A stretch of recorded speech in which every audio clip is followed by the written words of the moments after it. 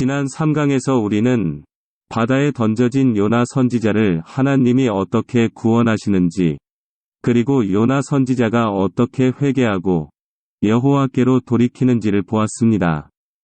하나님은 우리가 어떠한 죄 가운데 있을지라도, 우리가 견디기 힘든 어떠한 고난 가운데 있을지라도 죄를 회개하고 오직 주께로 돌이키면 은혜와 평강으로 구원하시고 생명의 길로 인도하시는 분이십니다. 오늘 4강에서 하나님은 구원받은 요나 선지자에게 다시 그 소명으로 부르십니다.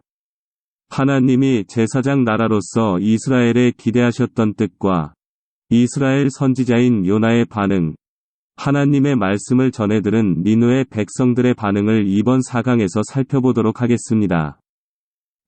여호와의 말씀이 두 번째로 요나에게 임하니라 이르시되, 일어나 저 큰 성읍 니느웨로 가서 내가 내게 명한 바를 그들에게 선포하라 하신지라. 요나서 3장 1절에서 2절. 본문은 두 번째로라는 표현만 다를 뿐, 요나서 1장과 똑같은 표현으로 하나님은 동일한 소명을 요나에게 다시 내리십니다. 다만 이번에 사용된 선포하라 에 해당하는 히브리어 우케라는 단순히 전파하라, 피리치, 프로클레임의 의미를 가지고 있어 1장에서의 외치라, 크라이의 표현보다 약화된 듯합니다. 즉, 이번에는 요나의 선포 행위를 강조하기보다는 하나님께서 명하신 내용을 더욱 강조하여 하나님의 말씀만을 전할 것을 지시하십니다. 하나님은 한 번 택하신 자를 끝까지 잊지 않으십니다. 우리는 잊혀져 있거나 모르고 지났지만 하나님의 은혜를 경험하거나 회개와 돌이킴이 있을 때 하나님은 우리를 소명으로 다시 부르십니다. 저는 한국에서 좋은 대학과 학위, 정부 출연 연구소라는 좋은 직장을 거쳤고 아브라함에게 주신 창세기 12장 1절 말씀을 받고 미국에 왔기 때문에 미국 실리콘밸리에 오면 유명한 벤처 회사를 만들 줄 알았지만 아무것도 이루어지지 않았고 비즈니스로 힘든 시간만 보냈습니다. 미국에 와서 신앙이 깊어지고 많은 단기 선교 활동을 통해 장기 선교의 비전을 갖게 되어 장기 선교사로 나가려 하자 갑자기 루게릭병이라는 깊은 바닷속으로 빠져버렸습니다. 이제 모든 게 끝이구나. 그래도 열심히 하나님을 섬겼는데 하나님, 왜 나에게 이런 일이?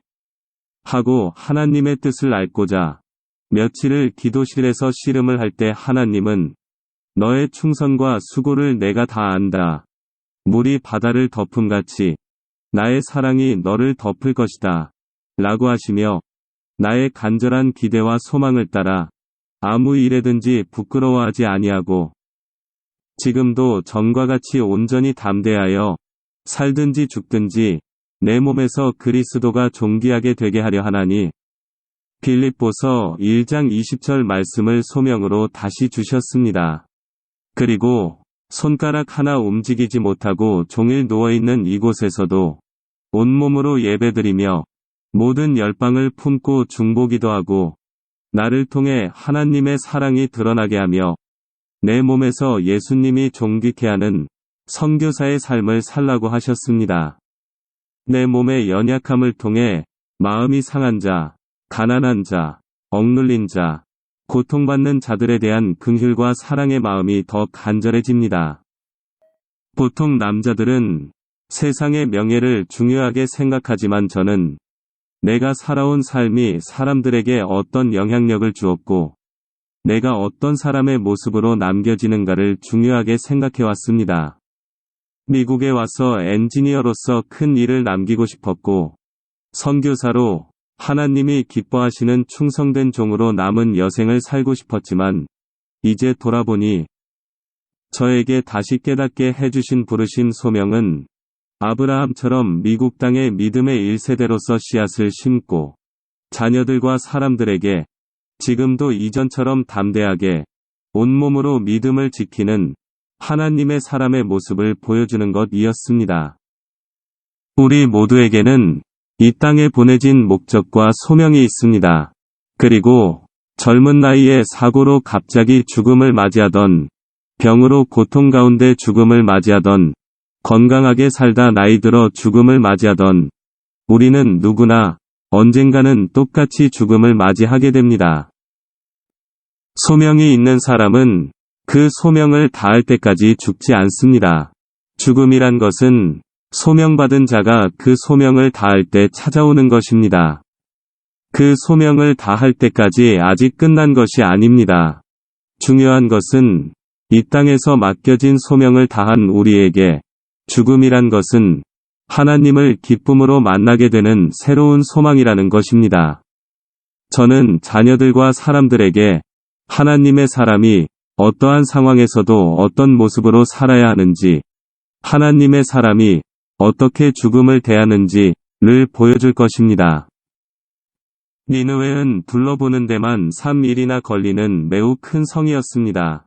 요나는 하루 종일 걸어다니면서 40일이 지나면 니느웨는 멸망한다 라고 백성에게 외쳤습니다.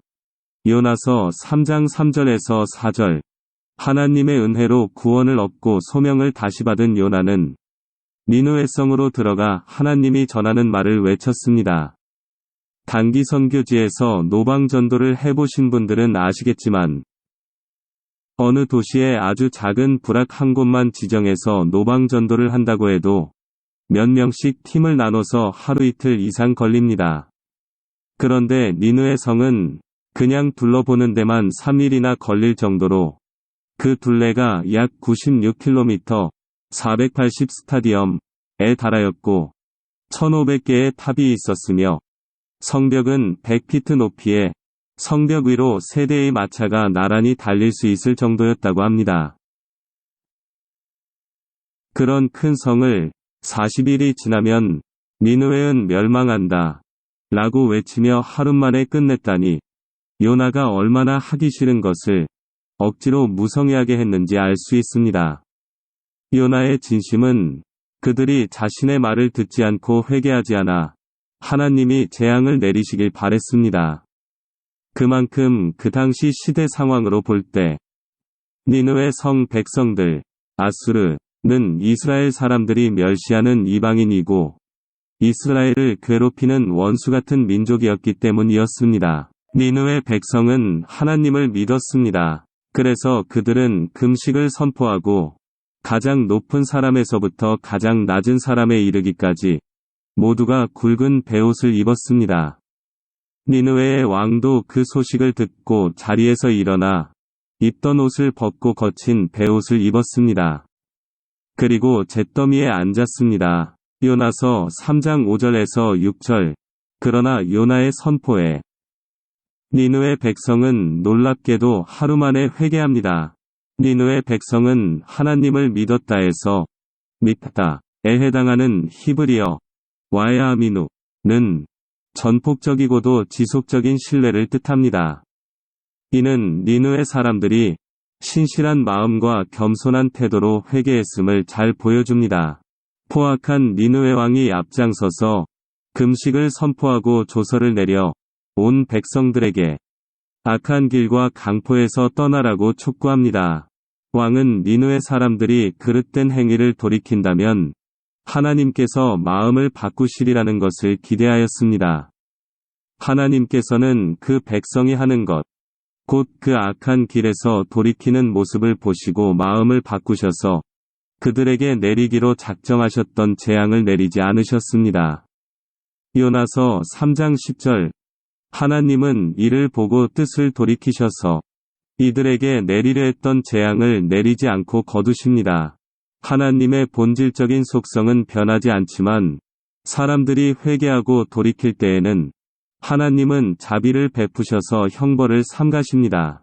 우리는 이슬람권이나 회교권 사람들의 완악함이나 일본의 귀신 숭배 사상을 볼 때, 아니, 복음을 비판하는 가까운 가족이나 이웃을 볼 때, 도저히 복음이 들어갈 것 같지 않은 회의감과 무력감을 갖게 됩니다.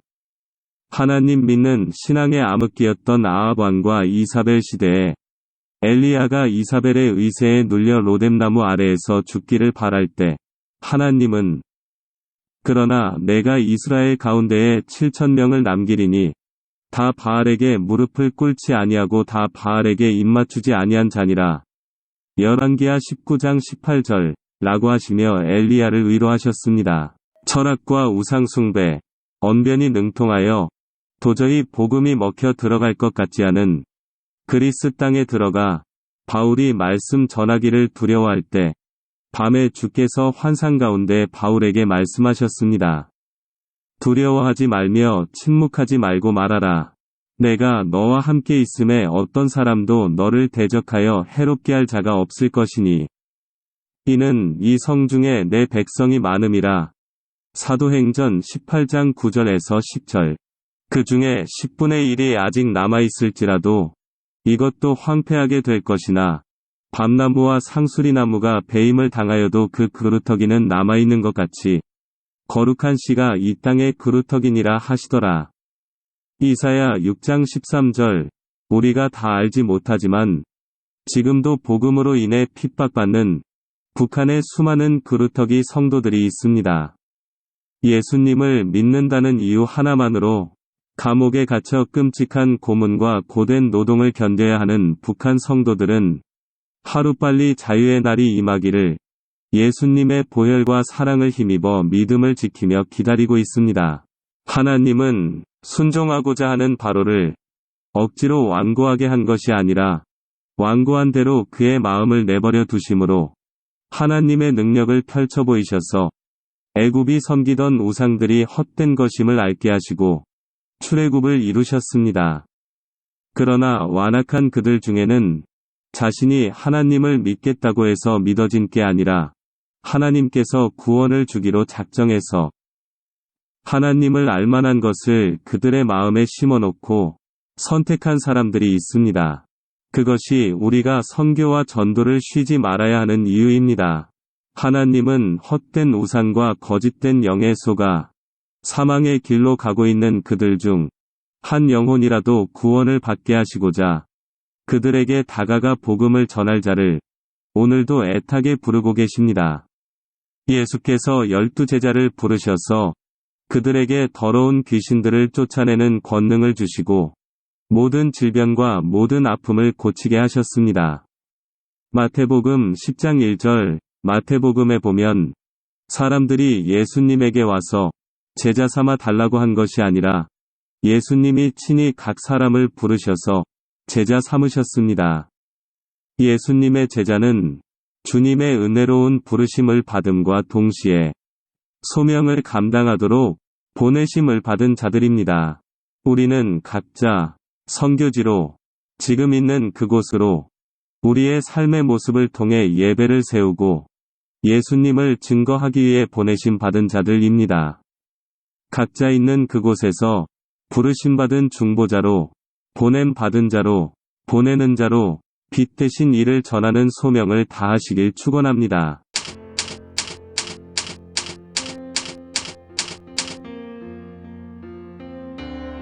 (2010년에) 아내에게 하나님이 이스라엘 민족을 택하셨지만 구원 되신 예수님을 받아들이지 않아 구원에 이르지 못하는 이스라엘의 전통 유대인들을 향해 안타까운 마음으로 눈물의 기도를 하게 하셨고 그해 하나님은 이스라엘 선교사와 연결되게 하셨습니다.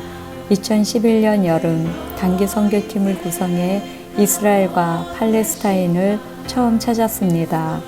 영화에서 본 듯한 8m 높이의 거대한 바리케이트로 둘러싸고 이스라엘 무장 군인이 총구를 겨냥하고 있는 체크 포인트를 지나 우리 팀의 사역지 베들레헴 팔레스타인 자책으로 들어갑니다.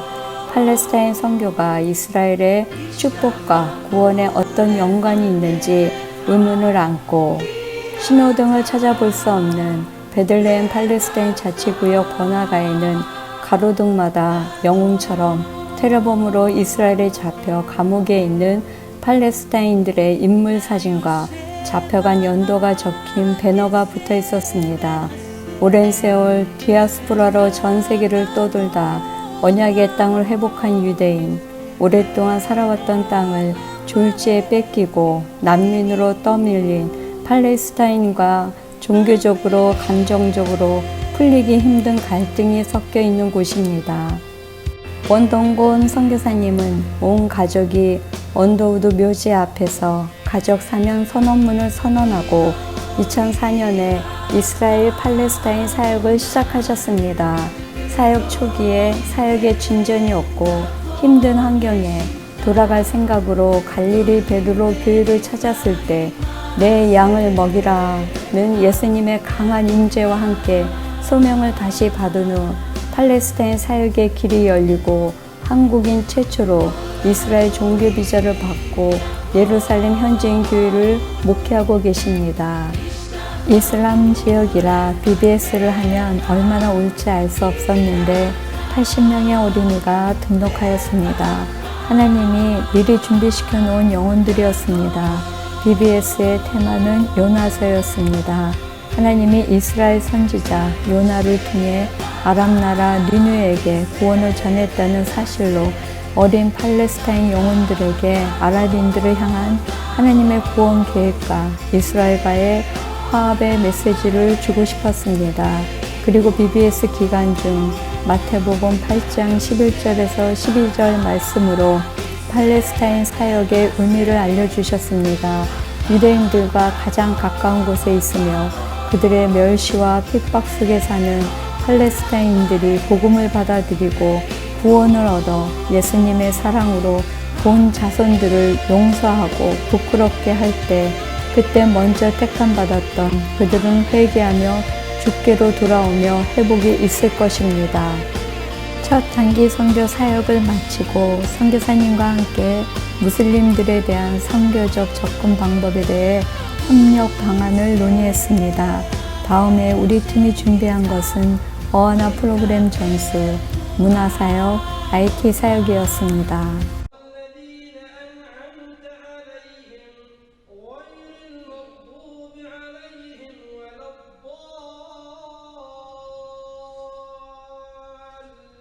팔레스타인 아이들, 열악한 환경, 그리고 불안한 전쟁의 긴장 속에서 오랜 세월 살아서인지 질서도 없고 공격적인 아이들. 그 아이들에게 게임을 통한 질서와 하나됨을 가르치기 위해 어하나 게임을 이번 BBS에 도입했다. 도착해보니 라말라는 CDP 센터와 전혀 다른 풍경이다. 좀 당혹스럽다. 온몸을 천으로 덮어쓴 이슬람 여인만으로도 이곳이 이슬람의 악한 영이 덮고 있음을 증명한다. 우리들의 사역을 방해하기라도 하듯 장소가 갑자기 바뀌든가 하면 옷을 갈아입기 위해 안내를 받으며 들어간 곳의 문이 밖에서 잠기는 등 영적 공격이 만만치 않다. 숨죽여 기도할 수밖에 없다. 작은 기도 소리. 하지만 어느 때보다도 더 간절한 기도. 왜 하나님께서 우리 손에 성경이 아닌 꽹과리, 북과 장구와 징을 쥐어주셨는지, 태권도 팀에게 그 수많은 송판을 깨부수도록 하시는지 깨닫는 순간이었다. 공연이 끝날 때마다 선교사님께서는 적극적으로 나오는 현지 시장들과 회의를 하게 되었고, 헤브론에서는 시 정부가 태권도 교실, 한글학교, 국악교실 등 애프터스쿨 운영권을 선교사님에게 허용해 주므로 팔레스타인에서 가장 큰 이슬람 도시인 헤브론에 합법적으로 들어가는 계기를 만들게 되었다. IT 업체에 다니는 엔지니어들로 IT 선교팀을 구성하여 무슬림이 대부분인 베들레헴 대학의 학생들을 대상으로 IT 기술학교를 열었습니다. 하마스 열성 당원도 있는 학생들에게 처음부터 우리는 크리스찬이고 여러분들을 돕고 싶어 왔다고 밝히고 이수자에게 시스코 네트워크 가정 수료증을 주었습니다.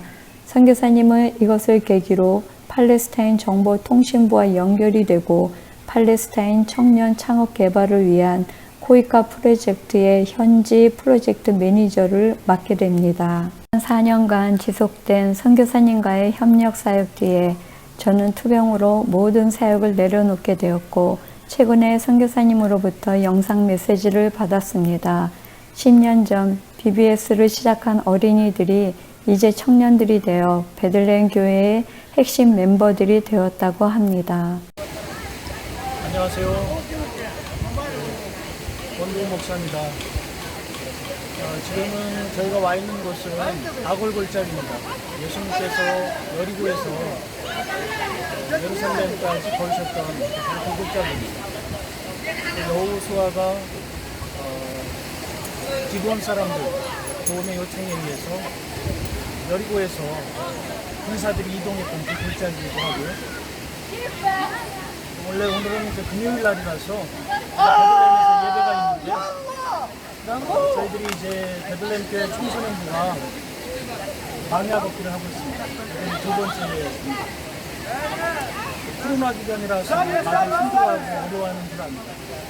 젊은이들이 두 달에 한 번씩 광야를 걸으면서 이런 골짜기를 걸으면서 그 젊음을 발산하고 성경에 나오는 그런 이야기들, 스토리들을 체험하고 그걸 잘 기억해서 이 아이들이 결혼해서 가정을 이루면 자녀들에게 자기가 경험한 그런 이야기들을 잘 물려줬으면 좋겠다 이런 생각에서 광야 걷기를 시작했습니다. 돌이켜보면 2011년 7월 11일에 시작된 베들레헴 교회가 여러 가지 고비를 많이 겪었습니다. 중단할 뻔한 그런 일도 있었고 여러 가지 일이 있었는데도 불구하고 지금까지 믿어주시고 도와주시고 기다려주셔서 참 감사드립니다. 이제 우리가 여기에서 하나님 은혜로 전제비자를 얻어서 이스라엘 정부의 허락을 받고 합법적으로 사역을 잘 감당하고 있습니다. 은퇴할 때까지 이 사역을 끝까지 잘 감당하고 이 사역을 우리 다음 세대에 잘 물려줘서 이곳에서 믿음으로 자란 아이들이 중동과 아프리카의 선교사로 나아가서 이곳에 주님의 교회를 세울 수 있는 그런 놀라운 일들이 우리 세대를 위해서 계속 이어지고 다른 곳에 복음을 전해줄 수 있도록 끝까지 기도해 주시고 함께 해주시면 감사하겠습니다. 다시 한번 이렇게 저희를 믿어주시고 도와주시고 기다려주신 것에 대한 감사를 드립니다. 감사드립니다. 존 파이퍼 목사님은 열방을 향해 가라에서 선교는 예배가 없는 곳에 예배를 세우는 것이라고 했습니다. 모든 열방이 예배를 드리는 날이 되면 선교와 보내심이란 단어는 사라집니다. 우리의 모임이나 교제 중에 예배가 없고 세상적인 희락만 있다면 그곳이 바로 선교지이고 우리는 그곳에 보내심 받은 선교사입니다.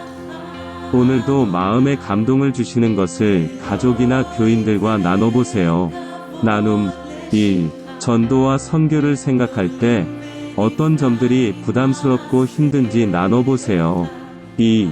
이웃이나 직장에서 다른 종교를 믿고 있는 소수민족들과 대화를 가져보고 그들의 구원을 위해 중보하는 기도 선교사가 되어보세요. 함께 해주셔서 감사합니다.